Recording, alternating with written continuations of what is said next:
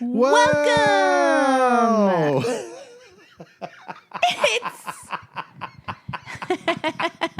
That was just a whoa? Yeah, we Like didn't a decide. We whoa. didn't make a plan on what to say. I thought we were going to say welcome. I can see that you thought that because you said it. But I think we do it a lot. I don't know if we do welcome. I think we say hello. Hello. Or hi. Hi. Hi. Hello.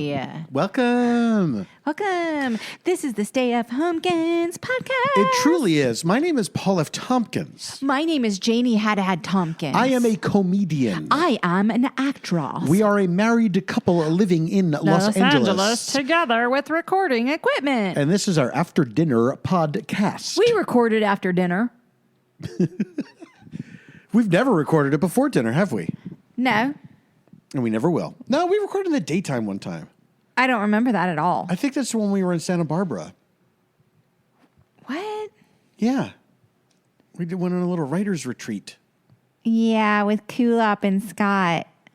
Scott and Kulop. Yeah, with Kulop and Scott. We haven't done it in a while because now they have their hands full with a tot. I know, they have a tot now. They have a little tot. Do you remember Tot Finder? No. That was it was this reflective sticker. I feel like somebody told me they still do it. It was a reflective sticker you put in the window for the fire department. I do remember having that. Like, So there's they a would know, child there's inside. There's a child's bedroom, So break this window.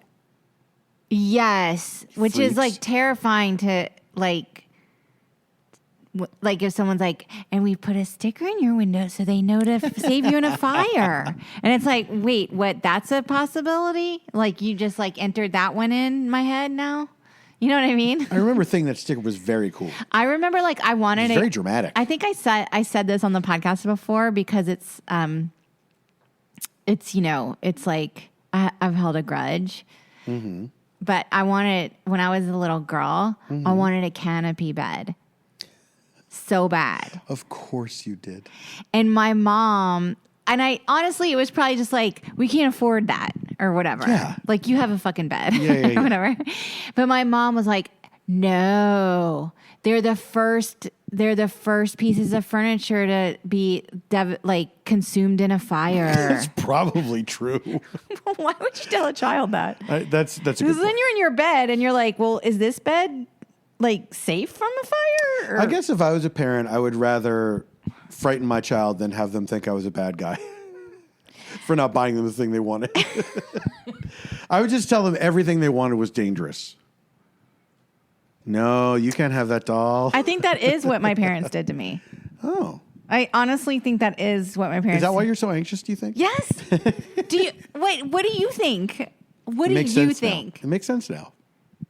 Like, I was literally like programmed to like fear everything. Any like want or need. Like, this is why it can't be met. Because it will kill you. Okay. Yeah. Great. Thanks, It makes Mom. sense. It makes sense. Thanks, Dad. Thanks, grandparents. Thanks for all of it. Anyway. By the way, it just occurred to me. I never thought about this before. But tater tots means Little baby taters. they're babies. They're yeah. little baby taters. Yeah. They're the babies of taters.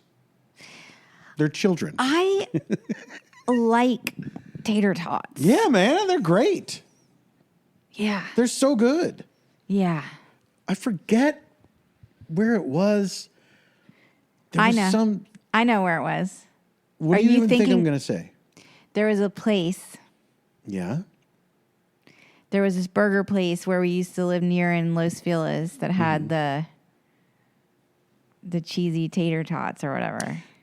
No, but Umami burger. those were great. But I was going to say there was some place that we went to where the tater tots were on the sandwich. It was like a That is familiar. It was Where like was a breakfast that? sandwich with tater tots on it. Yeah, that is familiar.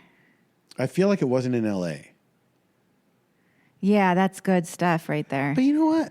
I also kind of remember it was not. It wasn't was what you good. wanted. It was good, but it was not like the picture you had in your mind. Like if that's gonna be the case, they have to be crispy as shit. yeah, And salty. like it wasn't bad at all. But it was like, oh, this didn't add as much as I thought it would. I get that. Yeah. All right, guys. Well, we have a little bit of a full disclosure sitch. We have to tell you this. Wait, disclosure. We can't lie to you. Demi Moore. Is that right? Demi Moore disclosure? This is a Demi Moore disclosure. Demi Moore, Michael Douglas. Michael Douglas update. I guess there were other people in that Well, movie. we could do that as a watch along. Yeah, I have not seen that movie since it came out. We could. Remember that movie was like was it like a Michael Crichton book, right? Yeah. And it was like, this is why we should do it as a watch along, because I have no recollection of it at all. Do you remember the story? Yeah, I think the story was this. Can I say what I think it was, or should we just? Yes, because I asked you. Oh, okay. Also, it's the plot of the movie. I think the whole idea of the movie was that men can be sexually harassed by female bosses just as easily as women are sexually harassed by male bosses. I don't think they were saying that. I think it was more like a what if. Like, what if a man was sexually harassed at work? Which I don't think they were trying to say overall, this happens just as much to men as it does to women. I mean, but we now know like men can be sexually harassed, but Absolutely. usually it's other men Probably that do it, right? Yeah. Like, yeah. right? I think the scenario set up in this movie is exceedingly rare. I feel like, okay, but also like my recollection of the movie is like it didn't fully work. Mm-hmm. And I'm going to posit my feeling on why I think that is true. Oh my God, please pause it. Before I've even seen it since Princess. it came out.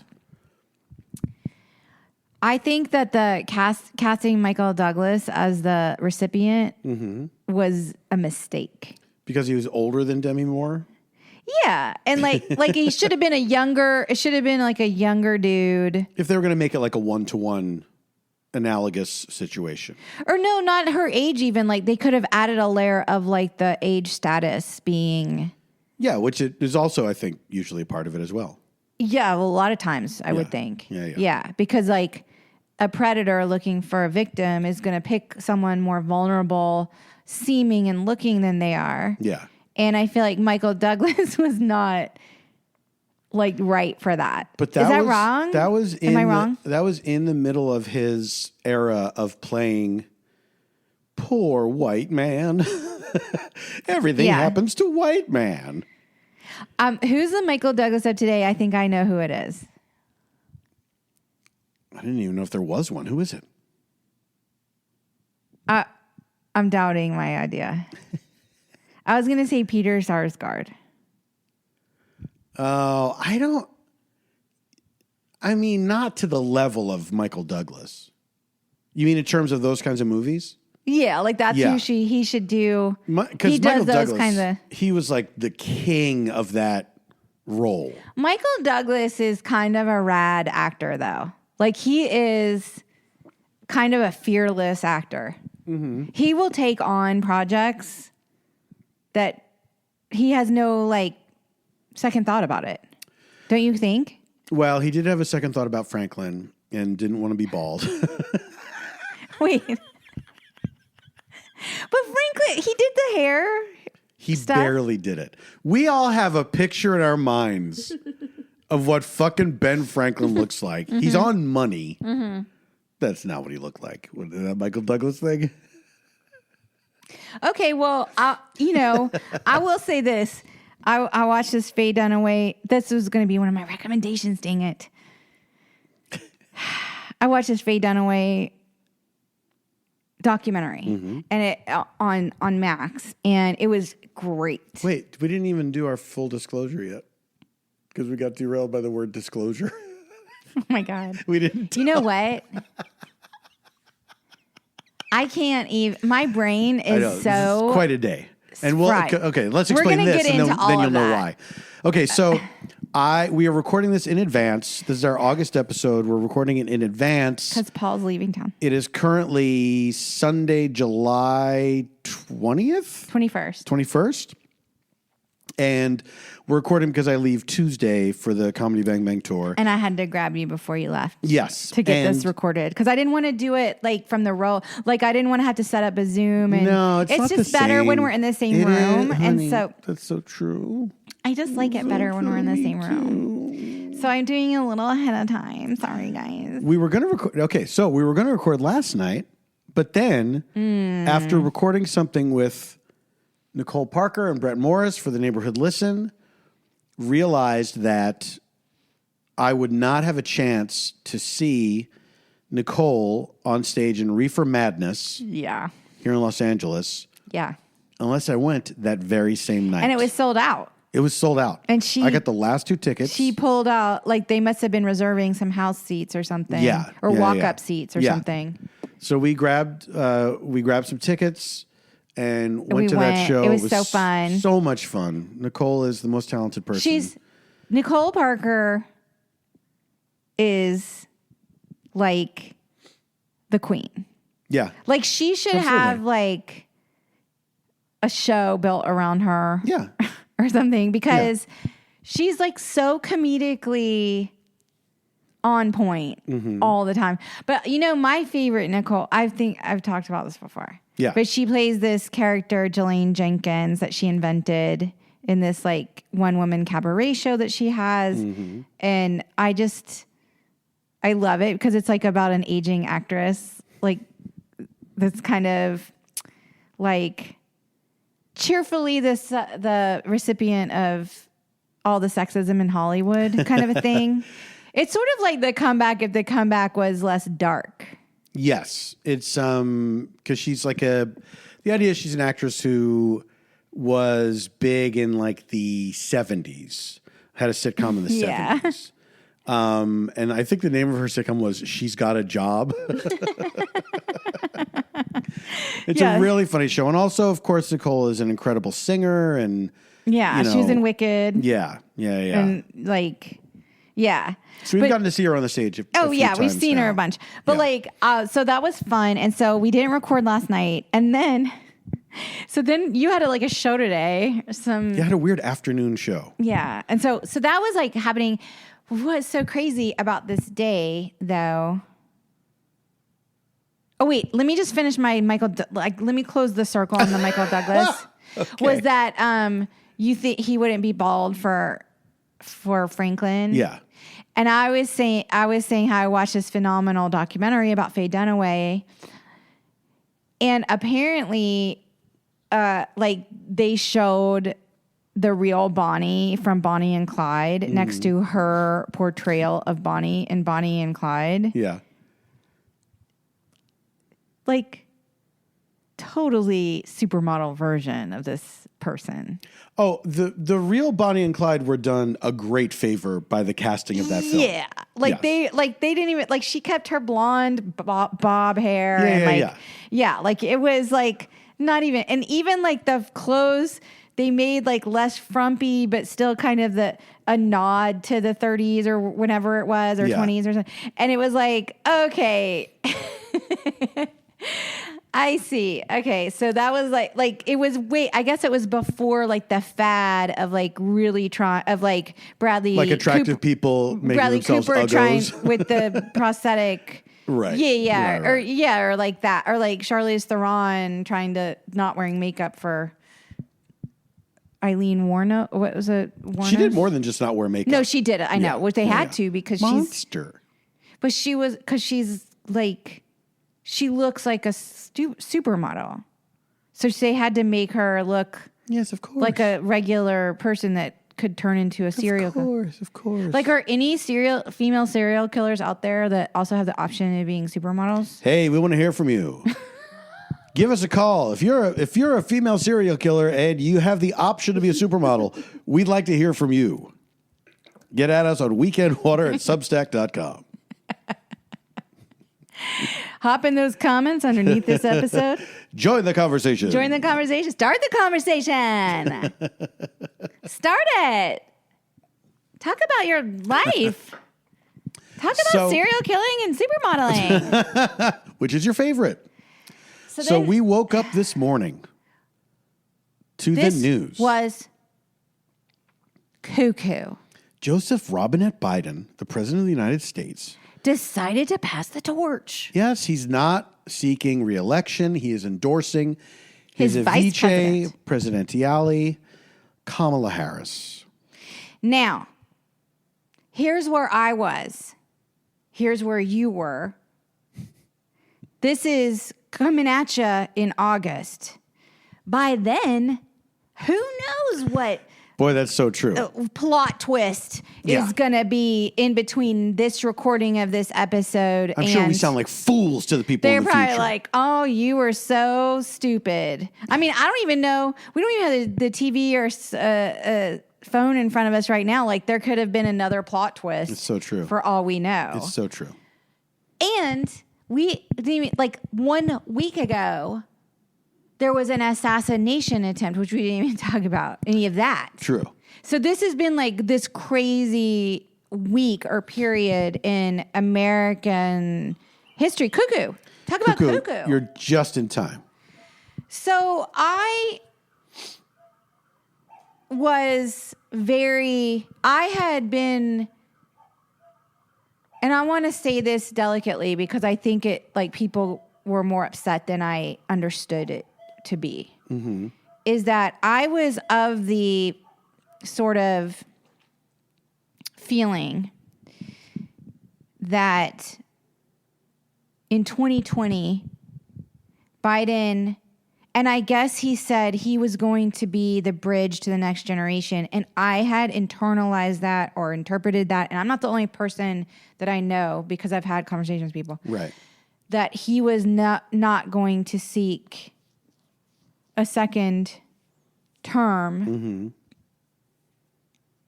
which I heard some analysis today that he could not have been an effective president if he was always saying he was a one-term president, which I didn't understand, but Right. but I synthesized that information, and that makes sense to me, that he had to be running for the second term the whole time. Yeah. Because it's an advertisement for the party and the agenda and the policies and everything. Okay. But in my mind, I kind of thought, like, before the primary election, he would say, I invite the next generation, whatever. Right. And he didn't. And so I was like, wow, okay, interesting. And I voted for Biden in this primary because it was either that or, like, I think it was like RFK Jr. and, like, some guy I'd never heard of, or like, you know what I'm saying? It was like Donald Trump, whatever. And I was like, well, obviously I'm going to endorse Biden, like the incumbent or whatever. And then when his poor perform, and I'm not adding commentary on this, he has said he shot the bed at the debate. Like, that was... Yeah. He wasn't he said, which, like, I was like at the point where, like, is their campaign song going to be like, you had a bad day? And I was like, because that would have actually been kind of funny. That would have been something. That would have actually been kind of funny. But then and It's just like him shrugging as the song plays. and then I was like, okay, well, I wanted to know more, like, if something was up. And so I was, like, really watching the subsequent interview, like the primetime interview he gave, and I was, like, looking for answers. And I did not feel personally confident anymore. And the reason I felt that way, before I'm accused of being ageist or ableist, I'm just going to talk about his personality to me. Yeah. The personality, because I felt like something had changed in him in the interview that did not sit right with me. Yeah. Because I felt like the Biden of before the debate that I knew, but he had not been making a lot of press conferences or appearances, and there were a lot of comparisons to previous presidencies of how many appearances Right. that, he seemed like not him to me. Yeah, for sure. And when he refused to get some like a cognitive workup just to say like he hadn't had a stroke or something like that, because he was like, no, I was checked in February. I'm like, dude, it's June. Yeah. Like, you could have had 3 strokes. You know? I mean, I could have had 3 strokes since June. I feel like I might have sometimes. Like, I'm like, where did I wish you'd mentioned this earlier. Just like, I can't remember, you know? I think after the second stroke, I wish you'd said, I think I had 2 strokes. I'm just saying, like, that felt weird to me in a way where I just felt like that was weird. Yeah. And I also felt like his defensiveness did not feel like confidence anymore. It felt like something was going on that I didn't know about. And that felt uncomfortable to me in terms of transparency. And I'm just going to be honest. I have been terrified for 3 weeks. Yeah. I've been, or however many weeks this has been going on. I have literally been terrified. And for me, I'm going to be honest, it started the night of I was surprised he announced he was running again before the primary. Yeah. But then I was like, okay, well, I guess there's nothing we can do. You know what I'm saying? Like this, you know. And then the night of the debate, I was not influenced by billionaire donors. I'm not a big pocket donor. I don't follow these people, Peter Thiel or whoever these people are, you know. And yet I have been sort of like seeing a discourse around it where it felt like it was kind of like this is being orchestrated. And it was like, then who made him that way in the debate and the interview? I know. Like, was he drugged in the green room? Was he, you know? I know. For me, I want to preface this by saying people that are going to vote the way that we are going to vote. Okay. Yeah. So if you're a Democrat and you were going to vote Democrat in this election, Or a never Trump, maybe, you think? well, I just want to say, Democrat. I just want to say, people that are Democrats who are registered Democrats, there was a big division where I'm not trying to discount anyone's feelings, because I know that it's people that we know that felt like there's nothing wrong with Joe Biden, he's fine. If you see it that way, I'm not going to try to tell you that, you know, you're crazy or something. It's like we interpreted that differently. I had been worried about him, you know, before that debate. I had seen him on camera. You've been talking about it a lot, actually. Yes, a few times. I think I was a bit of an apologist because I was like, but he has a stutter. He's always been doing it. And you're like, he just didn't, to me, he did not look the same. And it wasn't Before just, the debate. It wasn't just, oh, he's older. Like, of course he's older. We're all getting older. Yeah. You know what I mean? Yeah, It was not just that. He's Papa Joe or there whatever. was something that seemed like a substantial difference in him that was not just, oh, he looks older, you know, or he doesn't move as fast as he used to. It seemed like there was something going on. And so, like you, I was scared as well. It was a source of real anxiety. And one of the things that made it so anxious was, A, I didn't know what was going to happen. And B, I felt completely powerless. There was nothing I could do about this. What could we do? You know, he's either going to step down or he's not. They're either going to make him step down or they're not. Like, there was nothing. You could write to your congressman or call your congressman and say, please tell him to stop or please tell him to stay, whatever. But that really felt like, in terms of the things that you can affect in that way, this felt different. You know, this felt like it was, and it really sucks. It felt like it was not up to us. No, it felt like someone was driving the bus that shouldn't Yes. have been.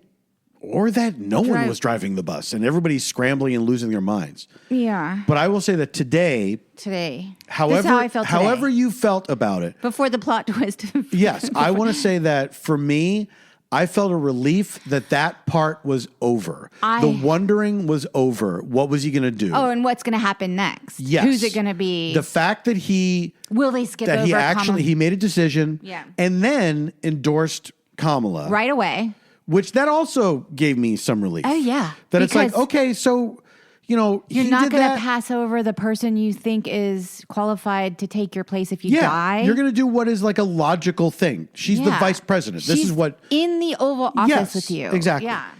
and also that all the Democratic organizations in all 50 states said we also endorse Like right Kamala away, Harris. yeah. Like, okay, great. That feels like there's a again, who knows what the fuck is going to happen by the time people are hearing this, but it felt like, okay, great. We're settling this and now we can move on with a plan and say, here's what we're going to do. Well, so some of the stuff that I went through with it was rage that I felt like we were being lied to, like after the debate. Yeah. I felt like it was a feeling that it was just a feeling that there was like kind of a cover up or something or They were saying he just had a bad debate.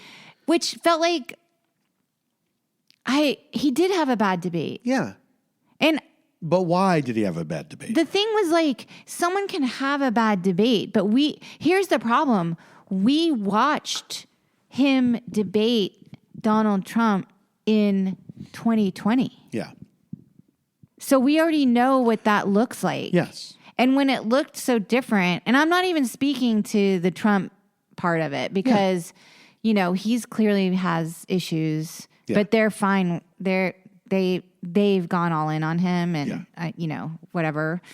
But like, I felt not just relief, but joy because I want to see a woman like go a smart, capable, competent woman. And whether you have opinions about Kamala Harris or not, I know people do.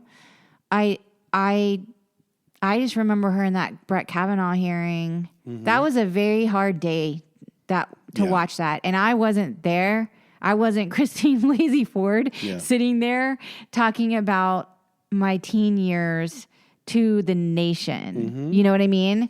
But like when that happened, when those hearings were happening and all of that, like that was nuts. Yeah. That was fucking nuts. And it made me like so, it hurt, like it hurt. Like for anyone who has ever like experienced any kind of like adversity in that way where they're not believed or they're not supported and there's a system against you, that felt very like, oh, we're living in the Handmaid's Tale now. Yeah. Kind of a thing. Yeah. And this is like before Roe, but anyway, like Kamala nailed him in those hearings. She also, I don't know if you remember, I think she also did Bill Barr, but also remember Keebler, Elf, what's his name? Oh, Jeff Sessions. Yeah, she was all up his grill. Forgot about him. She's just like good at like nailing these powerful men on their hypocrisy and kind of, I don't know, like to me, like that's how I have been feeling ever since Trump got elected. Yeah. And I want to see a restoration of balance and a restoration of like, I'm not saying this is going to be easy. Like everyone's like, well, it's not going to be easy. And I'm like, oh, I'm sorry. Was the Biden one easy? Because it wasn't. Yeah. Like it just wasn't. Nobody, by the way, there's nobody in their right mind is still thinking anything is going to be easy. Not in after this, the last 10 fucking years. 10 years of this? Like this country has been like chopped in half. Yeah. People saying like, oh, it's not going to be easy. That's That's a given, dude. But why are you bothering to say that? Because you want to feel like you have some insight, or you have some sort of, you have a leg up on somebody else? Like, that's just a nonsense thing to say. Nobody thinks none of this shit is easy. This is a very hard time that we're living in. This is a country that has been divided, and they're very, like, dug in on certain ideologies and I don't blame, honestly, like, the things that we don't get to talk about in elections of things that could actually impact people's lives. Like, I feel like Biden the other day, this got lost in like 7,000 headlines, but the federal government does need to intervene on housing. Mm-hmm. That is just, we are in a crisis of housing across the entire country. This is not an LA thing or a New York thing or Chicago thing. This is like cost of living versus inventory versus population and stuff. And he was gonna propose a corporate rent cap. I mean, I don't even think corporations should be the fucking landlords, but they are or whatever. Yeah. But like, you know, like certain, like, let's start talking about things that actually might, you know, help. Yeah. You know? Yeah. And I don't know. Like, obviously it's going to be ugly. There's going to be a lot of racism and misogyny.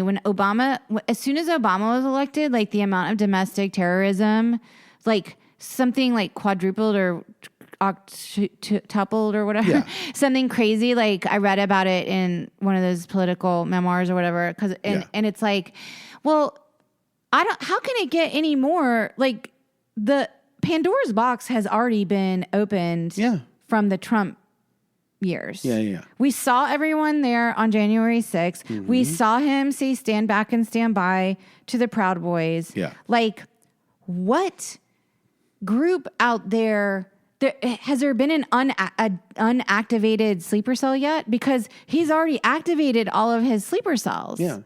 Like Oath Keepers or whatever. He's emboldened all of these people who, a lot of them previously were kind of hiding in the shadows. And when Obama was in the White House, and he didn't institute Sharia law, and he didn't make everything socialism, and he didn't do any of the things that they predicted he was going to do. He didn't even ram in his judge. He ram in. He had every right to. He was just a black man who was in charge, and they couldn't fucking take it for 8 years. So then when Donald Trump shows up and says, I hate that specific black man as well, he made fun of me. They were like, yeah, rah, hooray. rah. Yes, here we go. He will lead us. Well, all I know is it's a different universe now. 2016 was almost 10 years ago. Mm-hmm. 2020, we hadn't even had vaccines yet. People were voting from home. Yeah. You know, there was so much unrest that summer, the George Floyd protests and all of that. And we're just in a different universe now. Like, people need to really start paying attention and not being as low information. Although I still think the majority of people who affect the elections are just living their lives and they just pick who they recognize on a thing. Yeah. But I will say this. The Trump camp is losing their minds today. That has been interesting because their RNC thing seemed unhinged. I didn't watch it, but I watched clips. Like I heard about or read parts or saw parts of Trump's speech where he's like talking about like Hannibal Lecter and stuff like that. Yeah. And it was just weird. And they are like already saying how your vote does, like, they're like interviewing Trump voters. I saw in the rural Pennsylvania area where he was the target of a failed assassination attempt. And they were like, I guess votes just don't matter. And I'm like, I don't understand. You said that on J6. Yeah. That's the same thing you said on J6. Yeah. So, like, he already told you your vote doesn't matter. So why are you voting anyway? And then, but I was like, okay, so you think votes don't pull on that thread. Well, I'm just saying, like, it's crazy to me that it's like he's just recycling things now. But like, Yeah. but they're like, 14 million people can vote in a primary and they can just throw it away. And it's like, yeah, okay, fine. Well, try living in a state with like 100 million people and we only get 2 senators. Yeah. You think my fucking vote doesn't matter? My watered down ass senator can't do shit for me. Yeah. So, because I live in California with 1 million trillion people, and you live in like, North Dakota, and you have like so much representation. Yeah. I just Exactly. like, it's like no one understands the systemic scales of anything or how it is, and it's making me interesting. But also 14 million in a primary is nothing. People by are, the by. It's not so much that they don't understand, it's that people are they're picking and choosing what they want to understand. And they are. When it applies to them. Yeah, exactly. I will say though that like 14 million it was not a high primary turnout because it was sort of the die had already been cast. Yeah. Number 2, I did vote for Joe Biden in the primary, but I also voted for Kamala Harris, who was on that ticket. Yeah. So I don't feel that betrayed. I really don't. Yeah, I don't feel betrayed. Like, yeah, she can have his war chest because she's been doing this part of the administration. It's going to be business as usual. It's logical. I'm voting for let's say the platform. Yeah. Kind of a thing, you know? And we need like 78 million votes or something. And technically only like 30, 40,000 in 3 states anyway. Yeah. So I don't know. Like, we have over 100 days until the election. Yeah. Over 100 days. Yeah. Oh, and that was the other thing. People are like, well, they're going to use the courts. They're going to use the courts and they're going to say you cheated. I'm like, yeah, I know. Yeah. I watched January 6th committee where they tried to use the courts. Yeah. But what? Like, I already knew here's that. the thing. I mean, I know that's going to happen too, but what's the alternative? What is the alternative? The alternative was Biden was going to lose the election. Yeah, I know. And down I don't ballots. even mean that. I mean, let's say, I just, the place that we part ways is you either believe that Joe Biden had something going on and was not fit to run again, or you don't. And neither one of those sides is going to be able to convince the other. That's true. Because both people are looking at it and saying that it's obvious. It's either obvious there's something wrong or it's obvious there's nothing wrong. And when you have that kind of a fundamental disagreement, that's a perceptive disagreement. There's just nothing you can do. There's nothing you can do. So for those people who didn't think anything was wrong, yeah, I understand your frustration. They're going to try to use the courts. I'm frustrated by that too. They're going to do that anyway. We end up being frustrated, both of us. So if that makes you feel any better that I'm also frustrated, I don't know. I mean, we're living in an extremely fucked up time. Trump and the Republican Party fucked the courts even more than they were already fucked. They've rigged the system even more than it was already rigged. And we have to contend with that. And it's all just to give tax breaks to the wealthiest companies and like so that they can get rich. It's not just about money anymore though. It really is about the ideology. It really is about like all this crazy fucking shit that they didn't think they could actually do before. And now they're like, oh my God, we can actually do it. It's like a chicken. We can make divorce harder for people because we believe in people staying in violent marriages. We can make women, we can make 11-year-old girls raped by family members carry a pregnancy to term, even though it's inconvenient, quote unquote. I'm quoting J.D. Vance, by the way. That's the person who is picked as Trump's running mate. And he is, I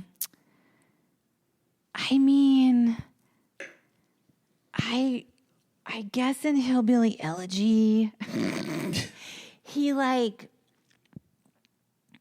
thought he was gay when he was 8.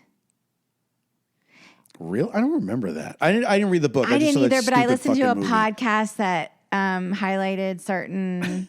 There's a podcast called "If Books Could Kill," where they like sort of take popular culture of books, and they talk and they kind of debunk their sort of theses or whatever. Right. And so like there was this, apparently there was like, cause like his Meemaw raised him or whatever. And, and she had all these opinions. Yeah. He's sort of like, from what I understand from Hillbilly, and I did see the movie, by the way. Yeah. So I'm not totally out of the loop on J.D. Vance's we watched that masterpiece together. Origin story. Yes. And so like he's just ruled by Meemaw Logic. Like she had all these, she had all these ideas about this and that, and if he was like, I don't know, Meemaw, and she was like, this is how it is. Let me tell you how it is, Vance. Yeah. So basically, he was like, I think I'm gay when he was 8, and she's like, what do you like to suck dicks? Meemaw. And he was like, no. And she's like, well, then you're not gay. Wait, was this actually what she said? Supposedly. Now am I gonna have to Google this and like fact check this? You can't Google that. You have to be very careful with that Google. Which, by the way, if this is true, and okay, first of all, if the story is true the way it was told in the podcast, Right. Second of all, if the story was true in the way that J.D. Vance, memory is loose. It's a construct. It's whatever. Yeah. I think that, and I guess she said, and by the way, if you did, I wouldn't care or whatever. Sure. So it's like, was that really embedded in the way that you reacted? I don't, because one might read between the lines that, you might, I just feel like that's just not how you would speak to a 8-year-old. I should hope not. I wouldn't. Yeah. Yeah. And now I probably wouldn't ask someone if they like to suck dicks unless I was reasonably sure they'd sucked at least one dick already. But then I was like, oh, maybe he's gay though. And Meemaw made it so he couldn't find that part of himself because he didn't know about sucking dicks. I don't think it matters if he's gay or secretly gay or not. I guess does it? It doesn't. I think it some can matter. Some of those guys are, some of them aren't, but they all hate gay people. I think it can kind of matter because I think when people don't get to live their authentic lives, that's a really tragic thing, and it can. Oh, for sure. But it can motivate you toward different. It matters. Things. I get. It doesn't matter towards anything that's concerning us right now. I wonder if it had just been his private struggle of not being able to live it authentically, then that would be a sad story. But the fact that he's out there, wanting women to give birth, if they're raped, being like the worst piece of shit, little girls to give birth, that doesn't really play into it. Well, he is. I think he's a phony, and I'm not talking about dicks or no dicks. I'm talking about. He's just I think he's a phony because, that's what I was going to say. This is where I was going with the whole thing is he's really cozy with Peter Thiel. Yes. Who's given him all the jobs he's ever had, right? I don't think he's ever, his whole career he owes to Peter Thiel. Yeah. So what's that relationship about? Am I insinuating maybe there's something more? I don't know. Do you know what I mean? Yeah. Who are these people really? Yeah, do you know what I mean? Maybe they're both being injected with young people's blood. Anyway, I'm just saying, I hope I'm not coming off sounding like homophobic because I'm not homophobic. I promise. Or if I am, I'm sorry. But I don't think you sound homophobic, but I do think that I don't think that is a factor in our current situation at all. It might be an interesting thing to muse about. No, but to me, it is a factor of who are you? If you are well, but he's a piece of shit. That's all we need to know. You know what I mean? I don't honestly think we need to know his inner complexities if he has any. I think he's a dishonest creep who's made money, through being full of shit. And now he's looking for power. And so he gets elected to office, and now he's running for vice president. Like, he's just a bad person. He's someone who was a never Trump. He said that Trump was America's Hitler. Yeah, so he's a spineless hypocrite. He did his worm turn for Trump, which is why he's the vice president.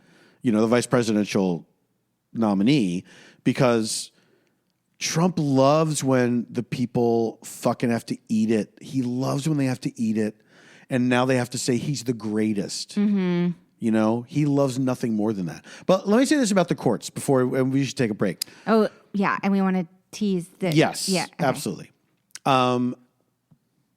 Unless it is a absolute landslide, it's going to go to the courts anyway. They're absolutely going to take that to the court. No matter what. Because we've all lived through 2000. Yes. When SCOTUS decided for W. Yeah. And Gore gave up. And he did. Whether the Harris campaign gives up or not, that fucking rigged court will vote in Trump's favor. But they won't have hanging chads anymore. It's so true. We won't have hanging chads. There might be some listeners who don't even know what that is. A hanging or dimpled chad. I was like glued to my television. But remember Indecision 2000? Yeah. But so my point is, Indecision. If you're saying like now the courts are going to do it, it was going to go to the courts anyway, unless it is a huge landslide, which it didn't look like it was going to be with Biden. The numbers weren't there. No. Like they were in 2020. No. So. Well, this is a different landscape, too, because we're not on lockdowns anymore. That's right. And people are going to have to go to ballot. I mean, obviously, some states have their vote by mail. Like California, we still have our vote by mail. Yes, and there's early voting as early as September. Early voting as early as September. But, like, this is a different. There are kids that were 10. Yeah. There are little girls who saw Hillary Clinton at age 10 lose, who will get to cast a ballot for a female candidate in 2024. Yeah. Now think about that. Yeah, we'll see. I hope that young people are going to come out in droves. I hope that everybody does, because I think that I am feeling more hope than I've felt in a while today. Oh, I know. And I hope this doesn't sound horrible by the time people hear this. So it doesn't sound depressing by the time people hear this. Well, by the time people hear this, I'm sure there's going to be a litany of disgusting things that have been perpetuated online by bad foreign actors and domestic terrorists. Yeah. So sure. Okay. We have to be resilient, and we have to know that people are trying to manipulate us at all times. Yeah. And follow our instincts. That's, you know what I'm saying? And the last thing you want is for those fucking people, these horrible people, to see you in a state of despair and hopelessness. Yeah. That's the last thing you want. Yeah. They don't deserve it. They haven't earned it. No. We're allowed to turn the page. Are we not allowed to turn the fucking page? A man is not a piece of fruit. You follow the coconut tree? All right, we have a special sponsor. Very special sponsor. And there's a special deal for Stay F Homekins listeners. So we hope that you will not fast forward through our ad during this break. Now let's roll that ad. Our wonderful sponsors for this episode of Stay F Homekins is Kinship Goods. Oh, yeah. Only the best. Kinship Goods. Kinship Goods is the home of your official Stay F Homekins merch. That's right. In fact, we rolled out a new t-shirt this year that says, I'd rather be duck-billed than blue-pilled. Red-pilled. Red-pilled. Sorry, people were talking about blue pilling. It is a blue shirt. It is a blue shirt. I'd rather be duck-pilled than red-pilled, and it's got a platypus on it. But we all have lots of other amazing merch, like the Weekend Water tumbler glass. Why is it a duck-billed platypus? There's no other platypuses out there, are there? I don't know, but you know what? He's real cute on our shirt. He's very cute. And we also have our squirrel shirt. We have our sweatshirt, our y'all sweatshirt. And this is what's so amazing and why you had to stay and listen. Our family over at Kinship Goods, Dan and Hillary, they are offering 20% off your entire shopping cart. The devil you say. With the code HOMEKINS. That's us. That is 20% off with the code HOMEKINS, your entire cart. That means not just our merch, guys. If you've been like salivating over that other Kinship Goods t-shirt, or maybe you listen to other podcasts where they do merch for them, like Freedom, they have that new Piss Pig sweatshirt, which by the way, I'm so like, mine's coming in the mail and I'm like freaking out, but also they're really good shirts. It's like kind of too hot to wear a sweatshirt, but like I cannot wait to wear the Piss Pig sweatshirt for Freedom. For exactly 1 week at the drop of this episode, the code HOMEKINS will be active. You get 20% off your entire cart. Go to kinshipgoods.com. Check out all their amazing stuff. Yeah, it's not just podcast stuff. Check out their store because they have all kinds of things and all kinds of items, not just shirts. They have a lot of stuff. It's really great designs, really fun designs. And let me tell you something, their shirts are so soft. They're the best shirts. They're the only shirts I wear. Oh, so comfortable. But I kind of like the sweatshirts quite a lot. You're a sweatshirt gal. Like if you have been wanting a sweatshirt because they are like a little bit pricier, now would be the time. But because you get more material and protection against the elements. That's true. Anyway, Anyway, what you pay for. We've said it since day one. we love you, Kinship. Thanks for this great summer sale. They want to clear out some space for some new merch coming down the road. That's right. Go to kinshipgoods.com. Buy yourself some cool stuff. Use the code HOMEKINS at checkout to get 20% off your entire cart. And we're back. Oh, what an ad. Thanks for hanging in with us. I'm so excited about the promo, actually. I am too. Look, if you don't know what we're talking about, get back 15, 30 seconds, listen to that ad. Yeah, well, what else is going on? I mean, this is a really big moment, so it's kind of hard to think about anything. Oh, well, there was the assassination attempt. There was the assassination attempt, where I was. Oh, you were out of town. I was on the road. Where the fuck? You were in San Diego. We were in San Diego. And we got to the venue early because we didn't have a hotel room because we were heading back from San Diego to LA that night. So we just went straight to the venue. I took a shower there.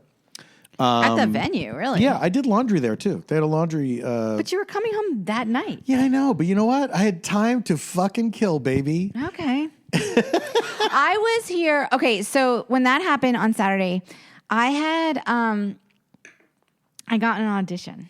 Mm-hmm. And it was for this like new Apple show. Mm-hmm. And I'd auditioned for it once before. Mm-hmm. And I didn't get the first part. Yeah. But this part was like an exasperated flight attendant, like gate ticket at the flight and airport Employee. Well, I guess she's a flight attendant. But when I say flight attendant, like that means like in my mind it evokes like a scene on the plane. Do you remember when you were aware that the person who was checking you in on the flight would then also be on the flight? Yeah. Yeah, like, oh, okay. I don't know if I had not paid attention before, but they were separate people in my mind. And then I remember once I realized it, I felt so stupid. Well, like, you're like, oh, duh, like these are the people. Yeah. You know, I flew a lot as a kid. Mm-hmm. Like me and my brother. Because of your broken family. Yeah. Because me and my brother, we were like unaccompanied minors a lot. Trapped in the airport. That's a movie starring Paget Brewster, and we'd do that. Was that a song we made up, or was that the song from the movie? No, it's in the movie. Unaccompanied minor. Wait, so what's the song? How's it go? All I remember is unaccompanied minors trapped at the airport. Trapped at the airport. Yeah. Yeah. It's about some kids who are stuck at Christmas. It's sort of a reverse Home Alone. It's a Christmas movie. Yeah, where they're not home alone. Everybody else is home, and they're stuck at the airport. Yeah, so I mean, like, we flew a lot from South Carolina to West Virginia, always through Charlotte. Mm-hmm. By the way, I think that's still the route. Shout out to that hub. Yeah. Still going strong with the rocking chairs and the Oh, God. Yeah. You know what I'm saying? They're so proud of those rocking chairs. Yeah. Anyway, so I was auditioning. Oh, so I was in a bit of a pickle because you were gone, and I needed like a scene partner. A warm body. Yeah. I needed someone to read. Now, I'm learning. There are these Facebook groups where you can just like be like, I need a reader, da da da, and then you set up your Zoom and whatever. Not my fave. Yeah. To like just get some stranger to read through Zoom with me. Because life is like a box of chocolates. You never know what you're going to get. But Catherine graciously, Shout out to Catherine, graciously co-host offered. of our sister pod, 3-Minute Review. And I think I think I mentioned it. Didn't I mention it before that like she's my favorite person to read with? No offense to you, Paul. Oh, none taken. For some reason, because relaxation is such a big part of acting, I feel totally chill with Catherine. Yeah. Like That makes sense. It does. Yeah. Yeah. Like she reads with me. First of all, she loves doing it. She says. She's like, no, it's fun. Like, cause she wants to like direct and stuff too. Like she's a writer. She's always like curious about the projects. And so we were like filming my flight attendant. By the way, no one's called about it. It's been a week. I guess I'm not. They didn't like my version. I don't know. I thought it was kind of funny, but whatever. Yeah. So we were filming it, and then I had all of this like editing to do after the fact. And then I started getting text messages that was like, Trump was just shot. And I was like, what? For real? Like, I thought it was fake. Yeah. Because, you know, people send crazy stuff they see on the internet, and sometimes it's not real. Very true. And then I was like trying to edit my flight attendant scene while watching the footage. I had to turn on the news. Right. And I was like, and I was like, I had done a couple tutorials on YouTube because I was doing this new effect on the iMovie. It was like a whole thing. And I was like doing like 20, I was multitasking like insanely. And then it was like, the people I was talking to, their very first reaction was it was fake. Yeah. Like before, and I was like, really? And then I was like turning it on and I was like, I need to see why people think it's fake. And it was so not. Like someone died and people were injured, which is horrible. Yeah. And then I was like, well, it is weird. Something about it was weird. Like it felt slow to me. Like it felt like the I guess because I grew up, I had seen in the Ronald Reagan footage when I was a kid. Oh, yeah. It was like so swift. Yeah. It was super swift. They put him in that car immediately. But okay, what was so funny was my first thought about the Secret Service being slow to protect Trump. And maybe it was just the size of the place and, whatever. But like they just were not into it. I didn't think it was like you know what I'm saying? The Secret Service was not that concerned. Or that they were like conflicted or so, you know what I'm saying? Like they were like, I wonder. like he's not my favorite boss or something. You know what I'm saying? Yeah, I that is a very strange thing. And look, I think that crossed my mind too, and I think it crossed my in a weird way. Like, wait, that it was fake, or that they were slow, or that they were just not into it. That it was fake. Oh, and that it then was as I fake. thought about it, I was like, yeah, maybe they don't care that much because he's not the actual president. I don't know, but it is weird. Yeah, he's I just don't a know. private citizen at this point. No, well, yeah, but not, if you're a former president, they take that shit seriously. But some people were saying it's not all Secret Service. Like some of them are private security detail. Oh. It's not just all Secret Service. Oh, I didn't know that. But well, maybe that's not true. I mean, I don't understand how any of this works. I don't know. But it did seem weird that he had the time to like raise his fist up and all that shit. And they had that photo that looked like Iwo Jima, and the flag was upside down, and there was such a big deal about an upside down flag at Judge Alito's they vacation love their home. upside down flags. Well, because I guess it's like there's some group that was at JSET. So I was like, okay, that seems weird to me. Like that felt a little too like perfect on the nose or something. Yeah. But on the other hand, if I had just been almost killed, I feel like my adrenaline would have been going and I might have raised a fist. Do you know what I'm saying?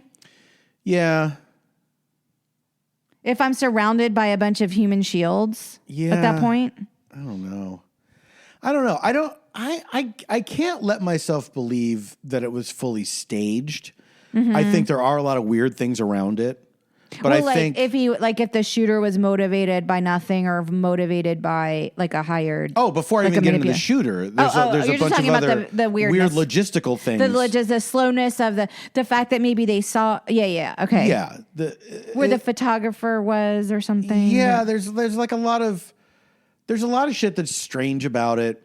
But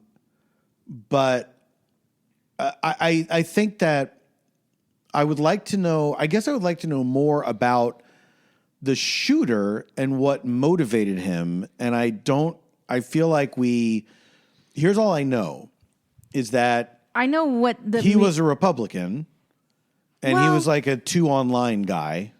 Yeah. And then he got 2 online and that caused him. He was whatever. he was supposedly a registered Republican, but But I saw some interviews from classmates that I assume, I don't know if they were looking for their 15 minutes or if they really knew him or whatever. His classmates, not yours. His classmates, yeah. Where it was like, he wasn't necessarily political. Mm-hmm. You know what I mean? Yeah. Like he was a know-it-all, but it wasn't like he was driven by beliefs. Right. He was young, right? He was 20. Yeah. And, I think the gun, the AR-15, was his father's gun. Mm-hmm. And yeah, the things that I know are, it sounded to me, and this seems plausible, and I don't know because we are in a weird political moment, you know, that this was the most plausible. If we're going to go with Occam's razor of like what they learned about him. Because I guess like a lot of times when there are politically motivated killings, there's something like a manifesto. Yeah, exactly. That goes around. Yeah. Or there's a large online digital trail of like this person being outraged or conversing right. in circles. Yes. And that was not necessarily the case. And I think one of his last posts was something like, this day, whatever the date was, July, whatever, will be my debut. You'll see, or something like that. And so I guess there's like some profile of certain killers where they're seeking more infamy than like a societal shift. Right. Like, you know what I mean? Yeah. Like that's the kind of illness they have in their mind. Yeah. I don't know if it's like a mental psychotic break or what, because a lot of people were saying he wasn't a violent guy or anything. Yeah. But like, it does make sense to me that somebody, because that was the other thing I saw online, if it's true or not, because now we're questioning everything. You know what I'm saying? Is that he had Googled both Biden and Trump appearances before the shooting. Right. And Trump's was before Biden's. Right. And that it was like nearby. Yeah. Or something. Maybe he's planning on doing both. Well, that's sort of like, yeah, maybe he was planning on doing both, or maybe he was just looking for expediency and he knew that would get him in the news. Right. But the thing that I found, now, if we're going to get into conspiracy, are we going to get into conspiracy now? Why not? What else do we got going on?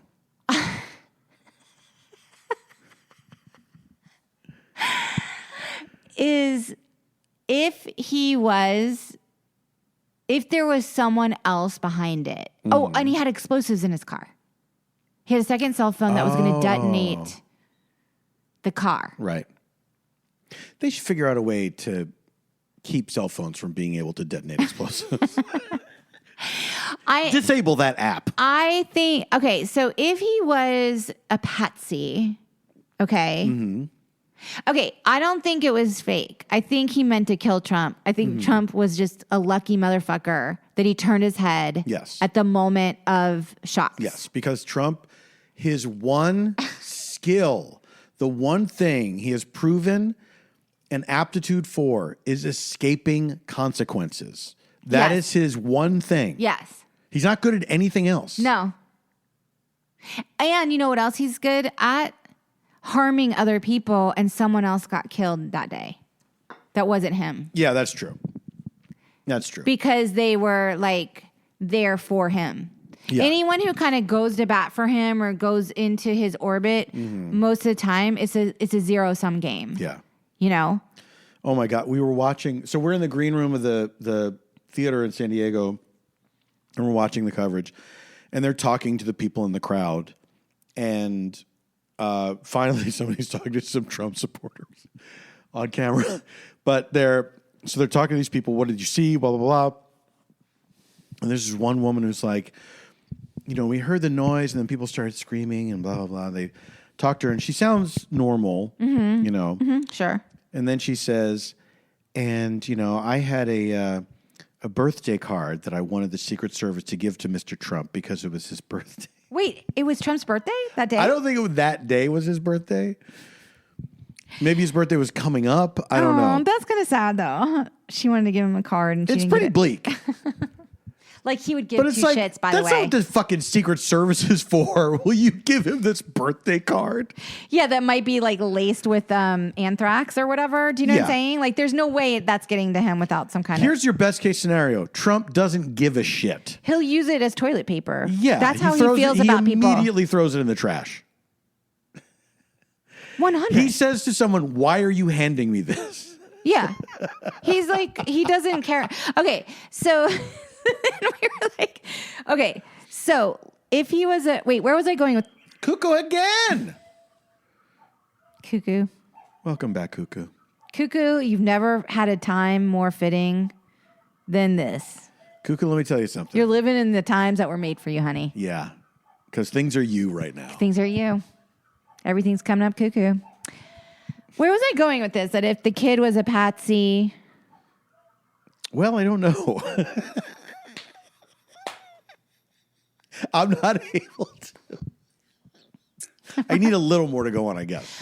Well, okay. The thing that made the most sense to me in terms of motivation or like people wanting Trump dead was I saw on Twitter this clip of an Alex Jones show where he had this guy on. And they were basically like, I mean, they were like kind of jizzing over like if someone killed Trump, it would be amazing. And there are a lot, I mean, I think these guys were on drugs, to be honest. This guy, Alex Jones, and this other guy. Yeah. Because they were like, yeah, oh my God, it would be like so, like, I mean, obviously it's a bad thing if somebody got killed, but like if somebody killed Trump, it would be like so amazing because if they killed him, like then everyone in the deep state would get murdered, which by the way doesn't make sense. No. It doesn't make sense, but apparently there's a theory called accelerationism. Uh-huh. And people who want like anarchy and chaos, like if a political assassination occurs, it can accelerate like the degradation of the state. You see what I'm saying? Yeah. I guess I didn't know that's what Alex Jones wanted. I don't think Alex Jones knows what he wants. I think he's on drugs, and I think that he is... Donnie, that's so poignant. I don't think Alex Jones knows what he wants. Well, I think he's a lost, like, shell of a person. Well, yes, because he is a con man who also spends so much of his time saying all this crazy shit. That's got to fry your brain. Well, I think he's on drugs. Yeah, probably. I don't think normal people think and talk like that. When I say normal, I mean like sober or whatever. Do you know what I mean? Well, yeah.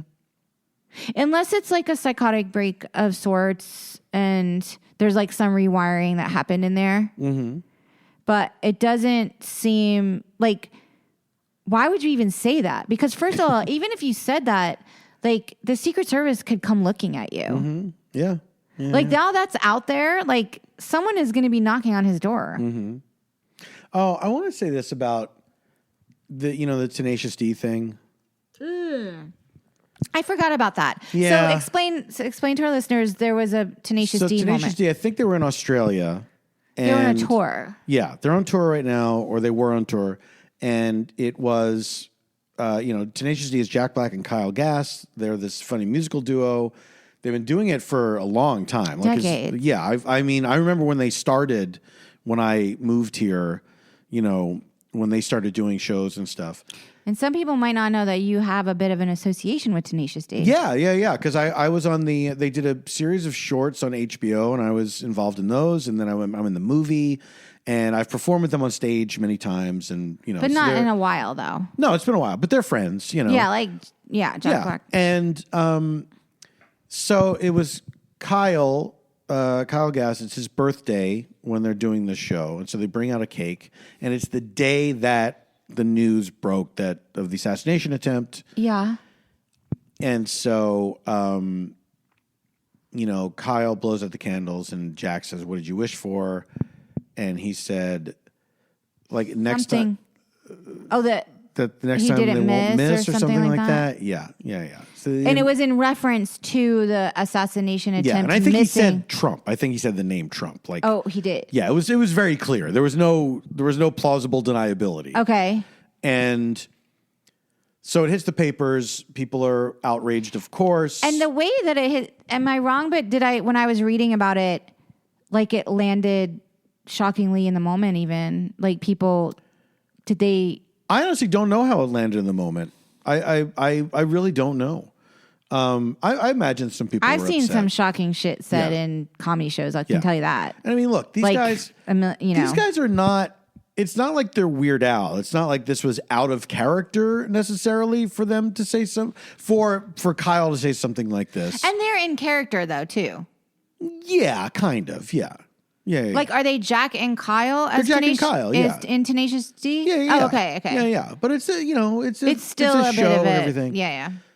So look, I think that was, I'm not of the opinion that you can't joke about anything, but when you're making jokes like that about the death of somebody connected in any way to the presidency, people take that shit seriously. So it's not like you shouldn't be able to say that, but you have to question the wisdom of saying something like that. Is it worth it? Yeah. And when it comes to freedom of speech and jokes, I'm all for saying whatever you want to say, but the worth it is a big part of it. And not just because of repercussions.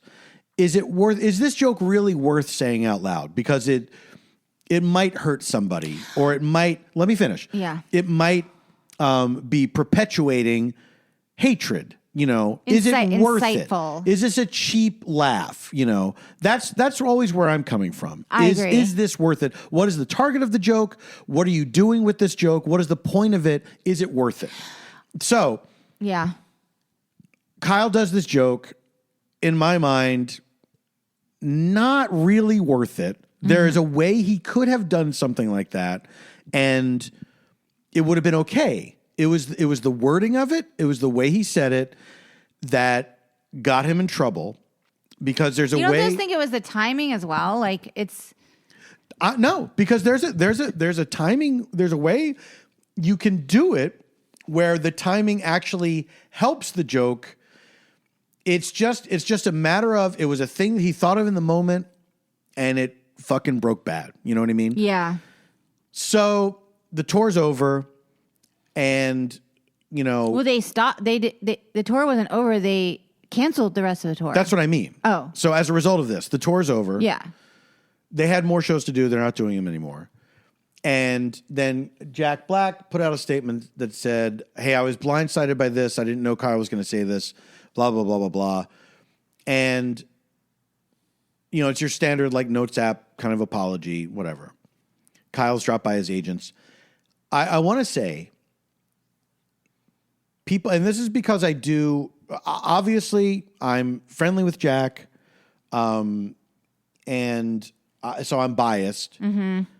I saw a lot of people online giving him a hard time, like that he sold Kyle out. Like he threw him under the bus. This is chicken shit, all this shit.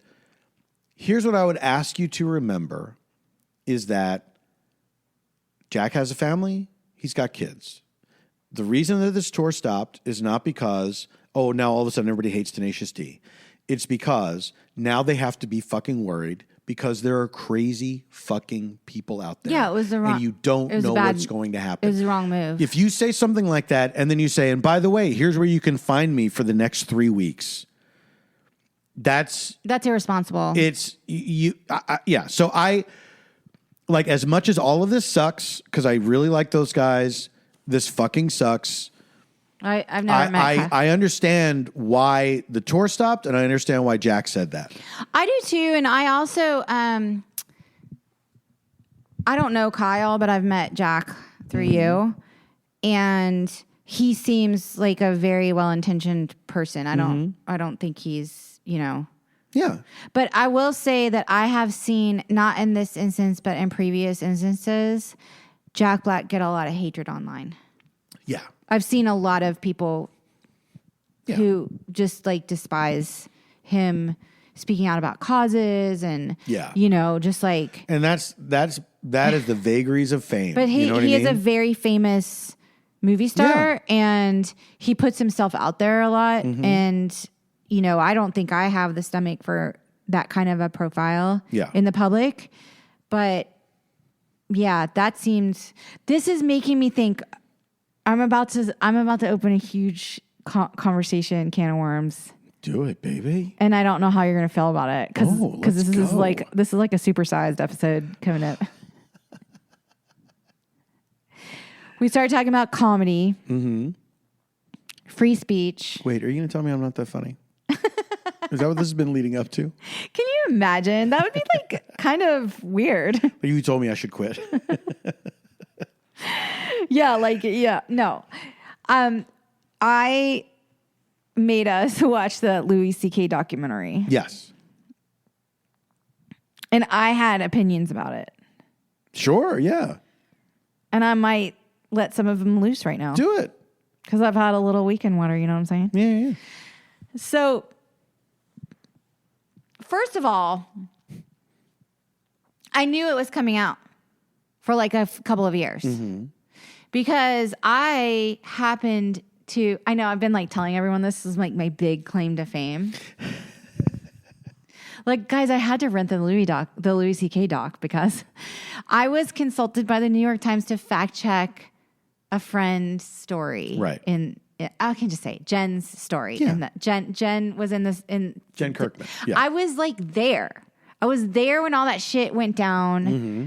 I know exactly what bar she was talking about off Vine. Mm-hmm. We were all at M Bar. I used to wait tables at M Bar. It was right around the fucking corner. She's talking about the upstairs. I was often up in the upstairs, drunk with the comedians. Like I was fucking there. So I had to like fact check it, and she was not lying. So, and also everyone knows that she wasn't lying because Louis C.K. basically said, "Yeah, everything that everyone has said about me is true." Yeah, like literally, he fact checked the entire documentary before the documentary came out. Yeah. Really. Yeah, I mean, if you're going to look at it like that.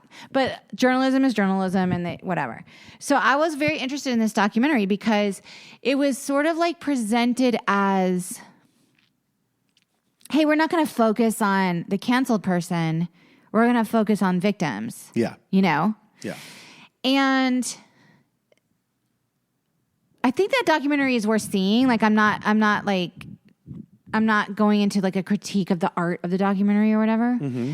However, for me, the central question of the documentary did not seem like the right question. And what would you say was the central question? I think the central question of the documentary was, and maybe because you watched it too. Yeah. Yeah. Okay. So I think the central question of the documentary was what do we expect from, men who have fallen from grace? How long is long enough? And what is their kind of like penance? Like what penance is enough for them to then be brought back in? Mm-hmm. Is that right? Is that how you interpreted the central question? Honestly, and can you separate the art from the artist or yes. whatever? Which is that question is so cliche. They touch on that a little bit, I want to get into that in a minute, but yeah. What did you think the central question? I honestly didn't know what the central question of the doc was. Really? I didn't know. I felt like it was very much, here's what happened. And there was not a lot. There was like, they did ask questions of people that were interviewed. There were people that were hurt by Louis. There were people that were friends of his. Mm-hmm. There were people that had heard things that happened and hired him anyway. And then after it was kind of confirmed, they felt bad, which I thought was interesting, that they admitted like, yeah, I shouldn't have done that, because it didn't affect me. But then they become like a collateral, like sort of like a side collateral damage. Like a side dish of collateral damage. No, not even. They become part of the problem. They realize that they have been part of the problem. But I didn't feel like there was I didn't divine a single thesis statement of that doc. Well, that makes me, if that is true, then the doc is more effective in a weird way. Mm-hmm. Because if that is true, then it's just saying like, here are the facts. You glean what you want. Right. But I kind of felt like they were challenging us to answer what should be done. Right. And I want to make it clear. I never thought that the doc was letting him off the hook and saying this wasn't that big a deal. You know what I mean? I think that they were giving attention to the people's stories, and as much as they talked to people that had maybe a different or softened point of view on it all. Mm-hmm. I don't think they were ever saying like, who's to say? Like, I think they were saying like, this happened and it was bad. He admitted that it happened and this was bad. The things I liked about the doc were I found everyone's stories. First of all, they were brave to be telling the stories because they were painful and vulnerable. Yeah. And second of all, they were like interesting people. Mm-hmm. Like he because he targeted specifically the comedy community, as far as we know, they were like really cool women. Yeah. Like funny women. Yeah, yeah. And that felt painful. That felt painful to me because like, I just felt like the central question should have been like, why is it unsafe for women to exist in comedy? Yeah. That to me should have been the question. Yeah. And I felt like there could have been even more examples of the danger because. Oh, so many people. Well, and I remember like Laura Keitlinger's memoir and reading it when I was like living alone and waiting tables at M-Bar and stuff, and how in her memoir there's like a story of her being sexually assaulted on the road. Yeah. It is this thing where women, first of all, are unwelcome a lot of times by their own colleagues. Yeah, that's very true. Secondly, you could even see in that documentary that club owner guy was like, what was I supposed to do? What was I supposed to do? I mean, like, and it's like, oh, well, like, okay, you seriously don't understand but also why like people might want to know ahead of time that that's also like, it's a fucking lie. It's a lie because he knew if Louis showed up there, he knew Louis was going to be there and he knew it was going to be big news. He knew it was going to be in the headlines and people were going to show up at his club. He knew that the words, the Comedy Cellar, were going to be tossed around a lot. So him acting like him trying to act philosophical about it all was utter horseshit. Yeah. Utter horseshit. So this is like what women in comedy do. I mean, I'm not a stand-up, but I'm very comedy adjacent, I feel like. And I know a lot of stand-ups. And we're friends with a lot of stand-ups, yeah. Yeah, and I love stand-up. Yeah. Like, stand-up is literally one of my favorite forms of comedy. Mm-hmm. Like, I think I grew up watching stand-up. Like, clearly, I'm like, the 80s was such a renaissance of stand-up. Yes. And, you know, it never occurred to me that women were unwelcome in stand-up until I kind of like got older. Yeah. And then I witnessed it firsthand. And I was like, oh, of course. Mm-hmm. Of course. Like, this is a really hardcore environment. Yeah. Even in like comedy writing rooms, women can be, I mean, there's like stories about the Friends writing room. Yeah. And I don't know, like, I just kind of wanted that to be sort of touched on in the doc. Yeah. And then the other thing that I thought was missing from the documentary is, what the fuck is wrong with Louis C.K.? Yeah. Like, why was there, like, maybe talk to like a mental health professional to speak on his particular addiction or something, because I know, but I will say, to be fair to them, that's a little irresponsible. Is it? I think it's irresponsible to just be like, that's his kink. No. Is it his kink? But hold on or a is second. there something compulsive? I don't think they were like just saying that. I'm saying it's just irresponsible to bring in somebody who has not professionally diagnosed this person in person and just give like an armchair, diagnosis of someone. You know what I mean? Because it's coming from, what was it, the fucking New York Times? It's like, they can't, if the people that made this want to do this by the book journalistically, they cannot bring in somebody to speculate on what his problem is, no matter how expert that person is. You can't do that, know? Okay, but I don't know. Look, I want to hear it too. I want to hear it too. I would love to hear what a psychologist has to say. I don't know, because I honestly think that it's one thing, like, and he frames he's a very manipulative person because, and I think he's manipulating himself as well. Like, if I'm going to be honest, like he's like, hey, because like by the end of it, he's just like, everybody has their thing, and everybody now knows what my thing is, and it's like, but not everybody has a thing of wanting to like subjugate their colleagues. Yeah. Do you know what I'm saying? Yeah. And I feel like that's what's missing from his own dialogue surrounding it, because he maintains it was consensual now, and he didn't before. Yes, of course. Yeah. He's reframed it in a way that makes him seem like the victim. He reframes it like, I asked and they said yes, and then I started doing it, and then they got freaked out. They had regret about it. Regret about it. No, but that's what men say about date rape women. Yeah, absolutely. They're like, they had sex when they were drunk, and then they had regret about it, and so they decided they wanted to go through a rape kit. Yeah.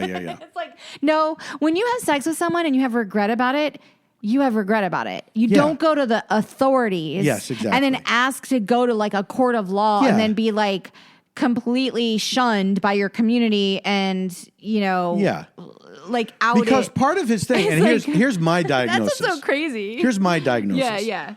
Part of his thing is not that the women enjoy it. No. That's a big part of it is that they don't enjoy it. He wants the shock and awe. Yes. He wants the person. It's like a spider in a web. It's like a venom. It's like a venomous. Yeah. It's like a predator who injects their prey with a venom that paralyzes them in the moment, so that they can do their thing, and then the paralysis disappears and they scurry off. Yeah, he wants them to be disgusted. That's the part of his kink is not jerking off in front of women. That's only like a part of it. His kink is something else. His kink is being the object of revulsion for these people, so that he is both in control, but also he's a disgusting creature. Do you know what I mean? So they're looking down on him. They're looking down on him as like, oh my God, this is hideous, right? Their stomachs are turned by this. But they're also freaked out. They're also like, what the fuck is going to happen right now? Yeah. I'm scared. You know? And so that's part of it. And I'm scared, and I'm going to do what it takes to gracefully get to my car. Yeah. And if doing what it takes to gracefully get to my car or off the end of the phone or whatever is pretending like this isn't happening right now. It's all pretending. That's not consent. It's pretending that it's either pretending that you don't understand or a willful ignorance of what of the hurdles that women have to jump in order to safely extract themselves from an uncomfortable situation. From a predator. From a fucking predator. Yes. From a fucking just from someone that they have no idea what they're capable of because they're doing bigger. this. They're like 5 times the size of you, and and they're married with a kid, and they have this double persona. Yeah. I just found out you're a Dr. Jekyll and Mr. fucking Hyde. Yeah. And Jen's story was so interesting to me because she thought he was running a bit, like a comedy bit by her. Yeah. And who wouldn't? Well, that's why fucking wouldn't. I would bet that Louis made some attempts early on with people who were not involved in comedy. And they didn't give him the thing. And found out it didn't, like he asked and they said, what? No. And he realized, I can get away with it in comedy because the way we are with each other, the waters are muddied. Yeah. So they're not going to know entirely that I'm serious. And it's late at night. We're always drinking. There's a party vibe. It's not. It's not an environment here. So it bothered me, and I'm going to be honest about this. Like I saw Louis perform a lot at the club at M-Bar when I waited tables there. I thought I loved him. Yeah. I fucking loved his comedy. Absolutely. He'd come in with his wife. I thought she was in on it because he would say shit about his wife and his daughter, and it was like, well, he's working out this material and she's right there. Yeah. And it doesn't feel dangerous. It feels kind of like this is a comedic exaggeration of the feelings that we have. Or it's like a deep excavation of domestic midlife. Yeah. Yeah. And it was funny. I mean, and he would rail on rich people in a way that was very counterculture, and funny. And now he's that guy. He's the guy. Absolutely. He crossed over to that side. Yeah. And when all of this,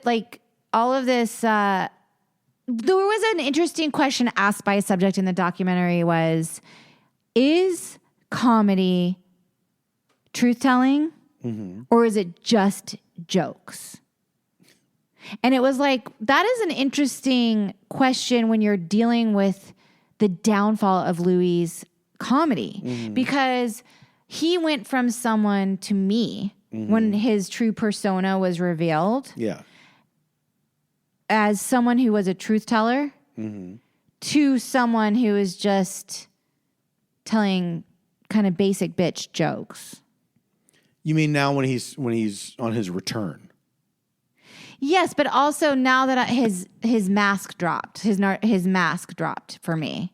Does that make sense? You mean retroactively? Correct. No, what I'm saying is I personally crossed a Rubicon with Louis.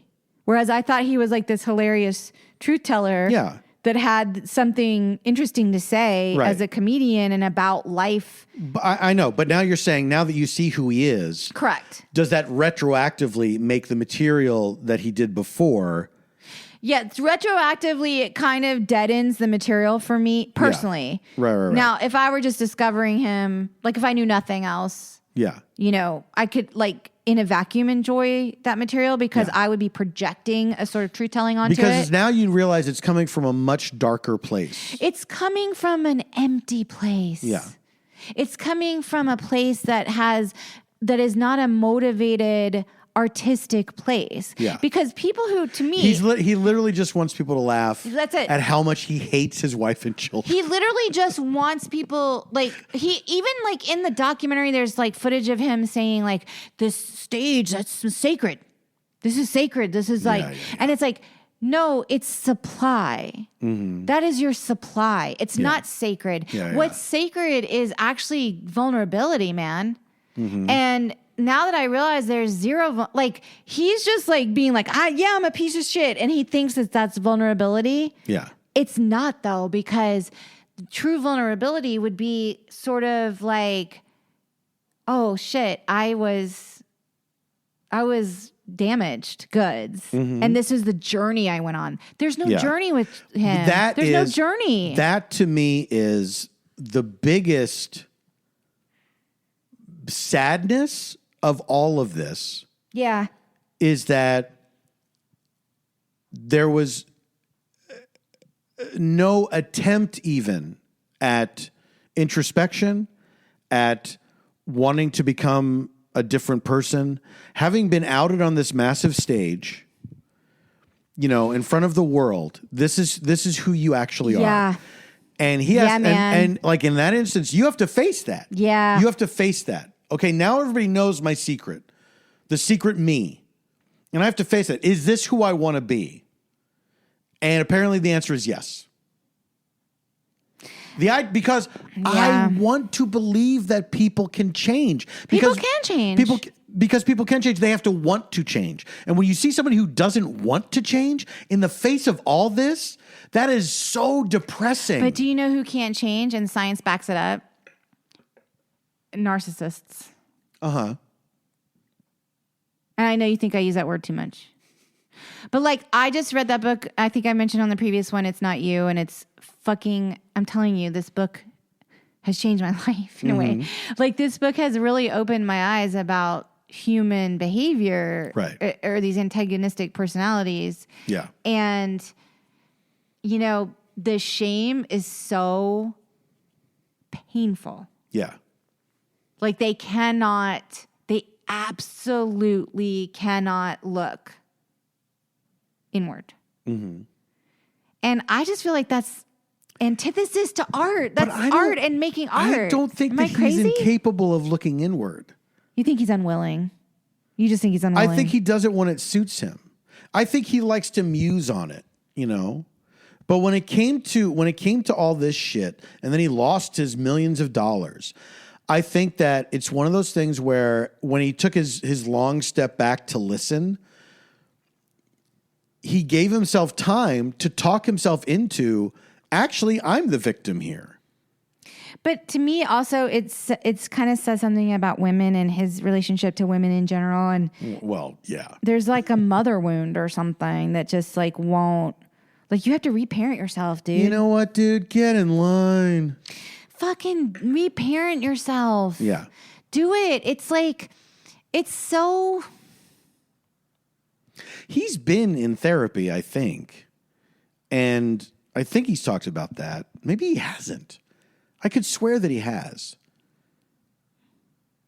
I would imagine he would be someone who would have tried it or gone to it. I'd love to talk to that therapist.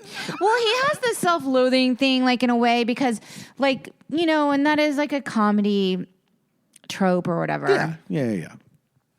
I don't know. Like, it would be interesting if he did have some kind of come to Jesus. I don't mean like in a religious sense. I just mean like a fucking come to Jesus moment about the weirdest thing is the harm that he did. Kids. He has kids.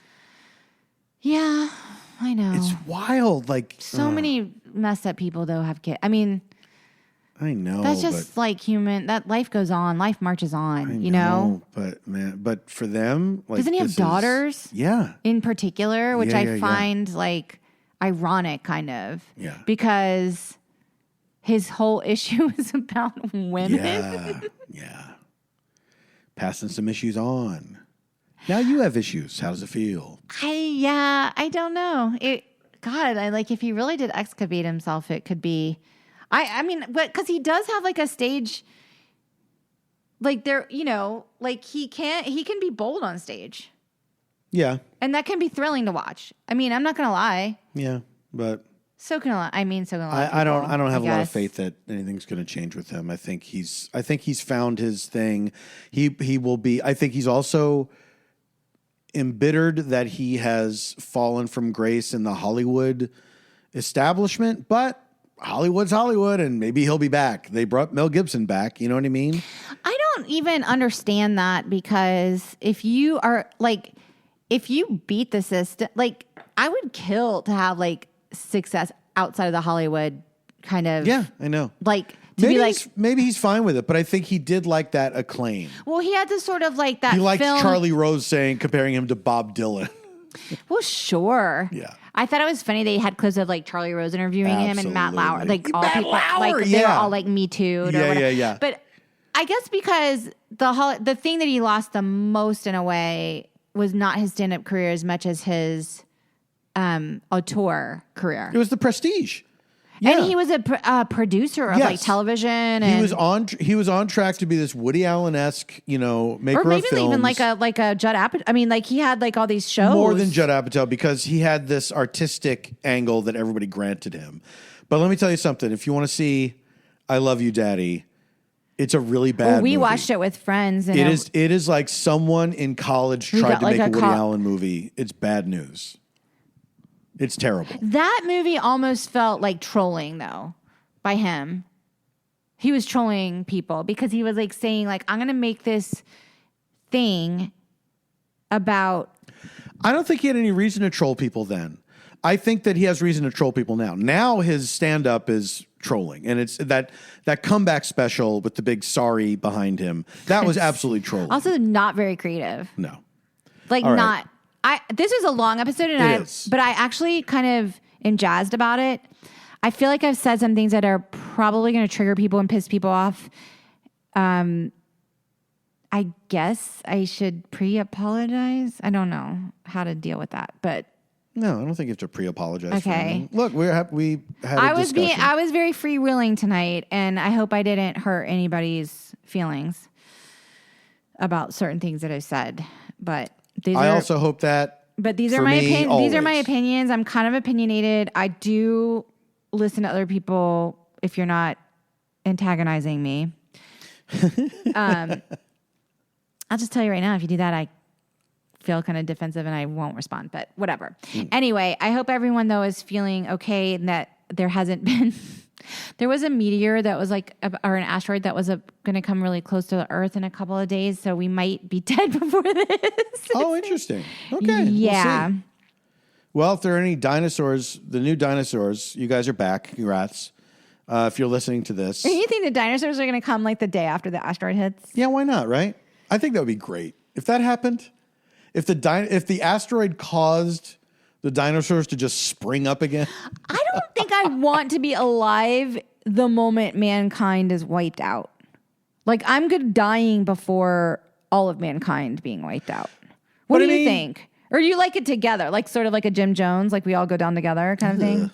I mean, I guess I don't want to be aware that mankind is being wiped out. Well, if an asteroid hits, I don't think we will be. Yeah, I'm going to say this to the world's governments. If the asteroid is coming and it's definitely going to make an impact with Earth, don't tell us. Yeah, don't tell us. Just let it happen. Yeah, don't tell us. Just let it happen. Yeah. If you can't save us, don't tell us. Yeah, because I'm already on edge. Don't push me because I'm close to the edge. All right. Thanks, everybody, for listening. Go to Kinship Goods and get that Homekins promo going. Absolutely. Weekend Water at Substack. Is it .substack? Oh, yeah. Please sign up. Weekendwater.substack.com is where the conversation happens. Yeah. Leave comments on the episodes. And also, easy. You can see we have bonus stuff that we're putting out, bonus content that we're putting out. We just put out a watch-along to Shampoo, which was... I think it was a pretty good watch-along. Shampoo is a really wild movie where every single car you ever see peels out no matter what the situation is. So funny. Actually. Anytime somebody gets in a car, they're going to peel out. It's so Like, was that a choice? Or was that just a... It must have been a choice.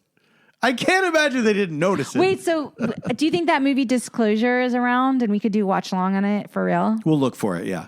Okay, everyone, until our next drop. And I also want to remind you. Oh, yeah, remind people. Comedy Bang Bang is on tour, of course, cbbworld.com. You can see all the tour dates. But also, Varietopia happens again on the road in San Francisco, Labor Day weekend, August 30th and 31st, Friday and Saturday. We're doing a Varietopia up there at the Great American Music Hall. And then Sunday, that same weekend, we're back at Lodge Room, Sunday, September 1st.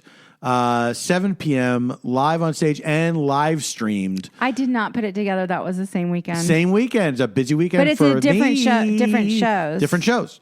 So go to paulftompkins.com/live for ticket links. By the way, if you ever forget where to go for the ticket links, on our Week in Water Substack, there's an entire tab with PFT's live portal. You got there. It's all there. So all right. Thank you so much for listening. We really appreciate it. We'll be back next month.